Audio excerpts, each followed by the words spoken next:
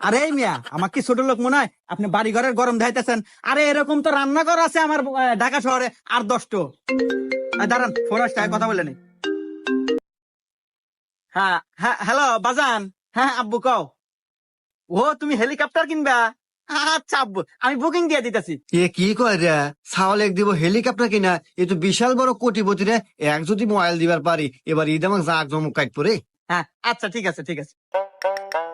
আরে ভাই, আপনি দালাল করে ডাক দিছেন, আমি তেমন মাইন্ড করি নাই। আমাদের এটা তো ব্যবসা, আমার দাদা করছে, তার দাদা করছে, আমার বাপ করছে, আমিও করি। আসলে এটা আমাদের বংশের ঐতিহ্যবাহী ব্যবসা। আপনি কি জন্য আছেন তাই কহেন। আসলে ভাই, আপনার মতো দালালের কাছে আসা যদিও আমার সাজে না, তারপরেও আসলাম। বুঝে আপনার ভাবি আল্লাহ খুব শখ করছে গ্রামে এবার একখান কুরবানি দিব, তাই আপনার কাছে আসা। আপনি একটু দেহা শুনে ওই ভালো একটা গলের গরু কিনে দিবেন।